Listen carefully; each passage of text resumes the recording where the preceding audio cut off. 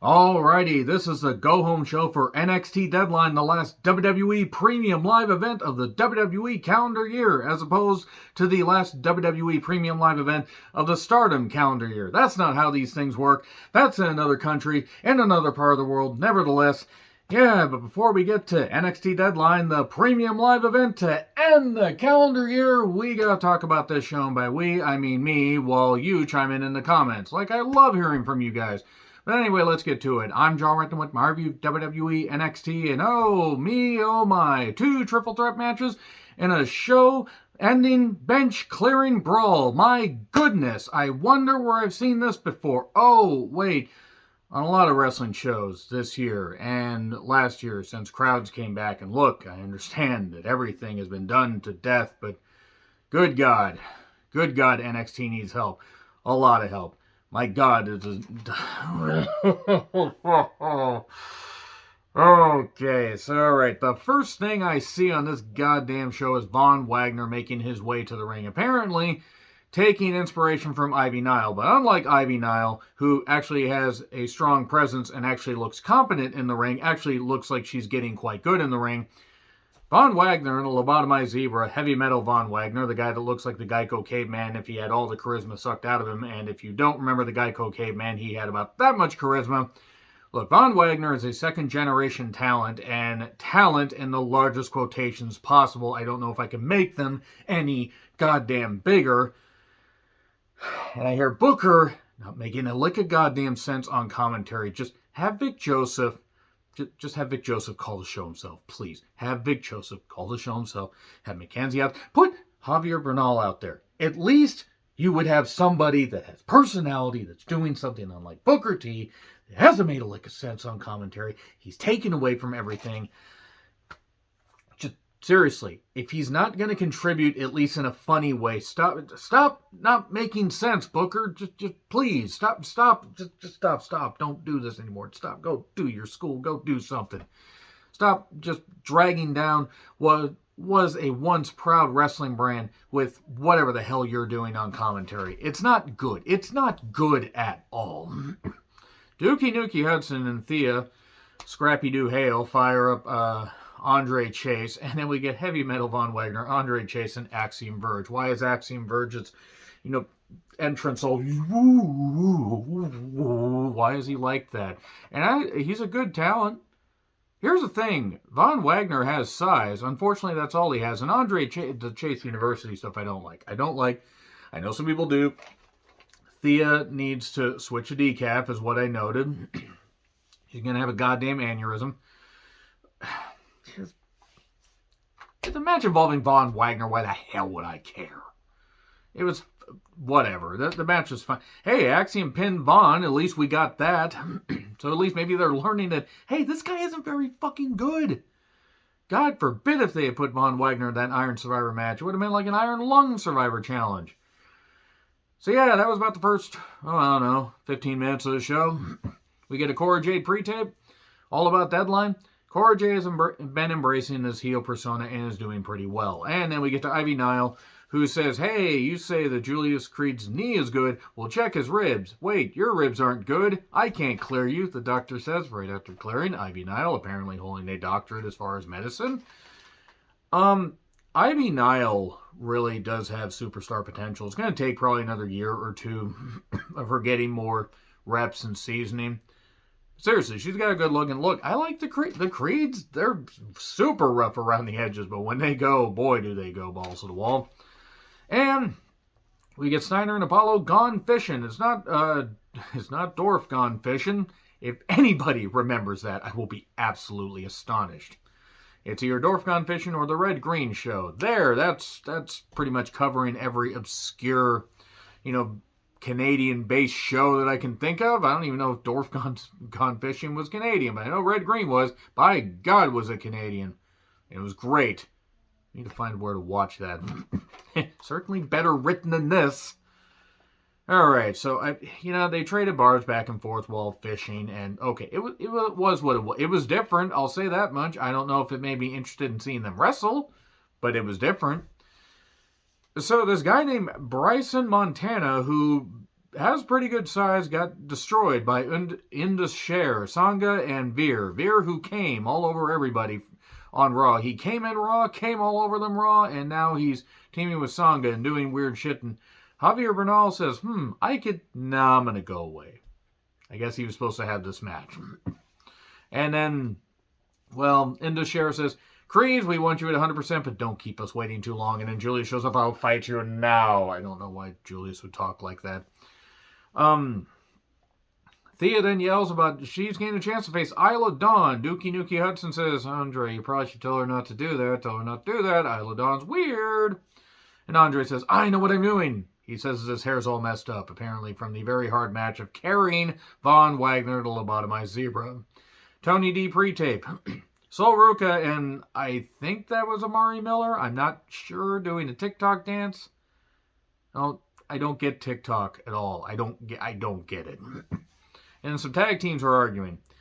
Blade and Inoue apparently are frustrated, which I don't blame them. Honestly, they're one of the most charismatic tag teams that they have. Actually, they're two of the most charismatic guys on that show, especially Inoue. Inoue really does have... He's above Blade as far as personality, and that's not knocking Blade. Blade has personality, but they complement each other really well as far as a team, in my opinion. So, then we get Tony D'Angelo beating Zion Quinn flat quickly. I don't know what they're doing with Zion Quinn. He's not bad. They just don't know what they're doing with him. And then Tony D wants the North American Championship. So Wes Lee shows up, and then... The dubbed-in crowd noise, as I noted, was absolutely off the charts. Seriously, it was insane. And then here's Daija Chono. Why does he look like Masahiro Chono? I just don't get it. Dijak basically says he has unfinished business with Wes Lee, and I don't think we're getting a three-way match at the premium live event, at least as of this recording. But, okay, we're probably going to get it next week, maybe. Speaking of last week, we had, not speaking of last, let's just say Hank Walker, the security guard that got a contract, was talking, and Regal's son kind of blew off the fact, that he was getting contract offers and he had to fight for it.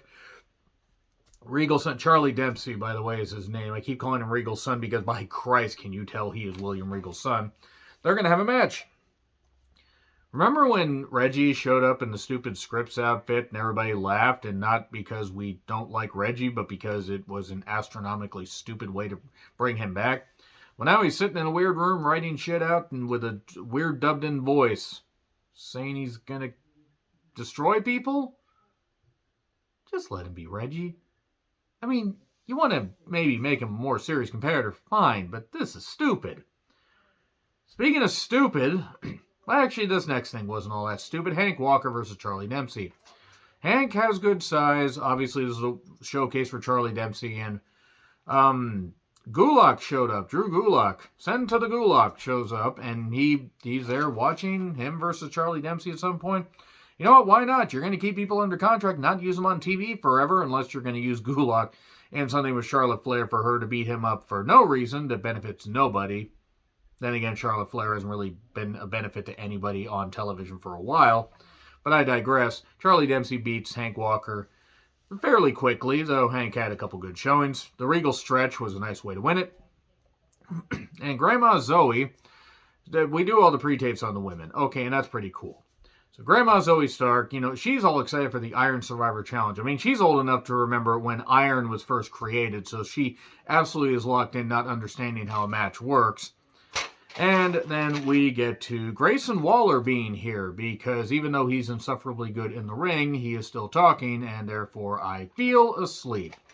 His show is going to close the show. Yes, a talk show is going to close NXT, meaning they've just given up.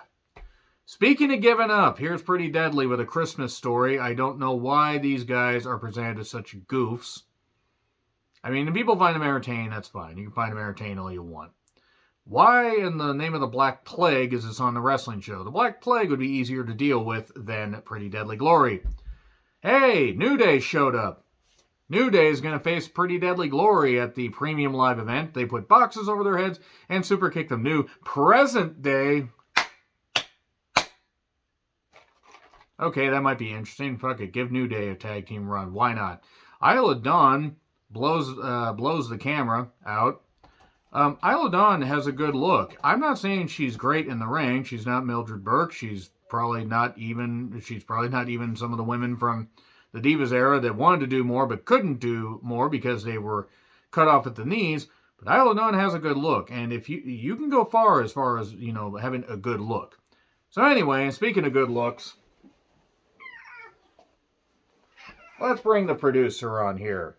Let's talk about this next match, why don't we?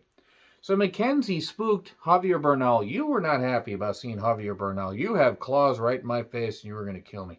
Mackenzie spooked Javier Bernal, and then Ikemenjiro showed up. And that's pretty much, yeah, you think in your head actually is exactly how I reacted to Ikemenjiro. Nothing against Ikemenjiro as a person. He seems like he's a nice guy. And he has energy, but it's a stupid gimmick, isn't it? It's a very stupid gimmick. Hi. Okay. So anyway, let's just talk about this. So yeah, that's basically what happened. That ate up a little bit of TV. Thea Scrappy Doo Hale took on Isla Dawn. Okay, Isla, you have my attention. You definitely have my attention. I thought Thea was on ecstasy is what I wrote down. And Eye of the Storm ×2 or whatever she calls it. 1, 2, 3. It wasn't bad, I guess. I don't know. And St. Elbo's Fire shows up after some smoke appears, and where there's smoke, there's St. Elbo's Fire. They have a brawl cat fight, and then Isla, gives the ref a facial. Never mind.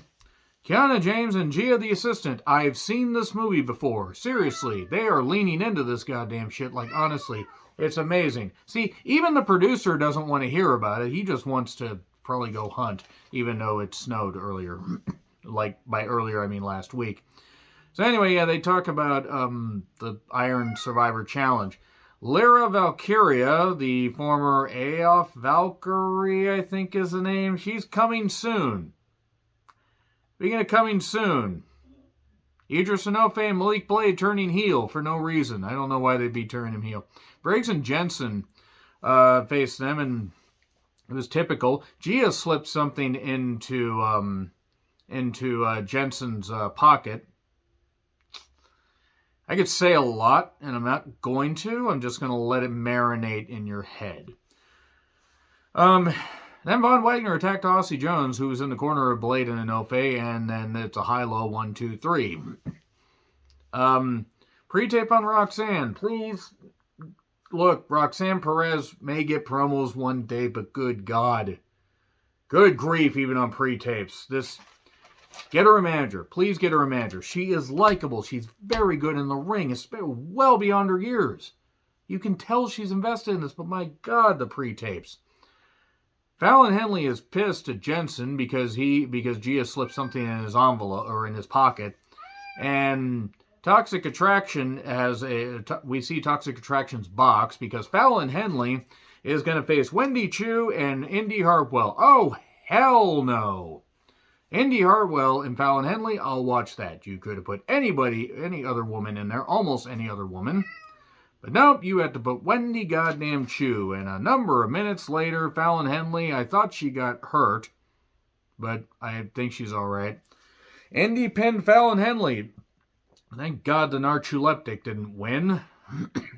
And then Indy confronts Mandy in Toxic Attraction's box. JC Jane, my goodness. Grayson Waller effect, that ended the show. 10 minutes of talking to get a brawl where we will see you this weekend at the Royal Rumble. Yeah. Deadline predictions will be up sometime after this. Let me know your thoughts in the comments. Like, share, subscribe. Twitter handle in the description. I'm John Rickland. I'll see you soon.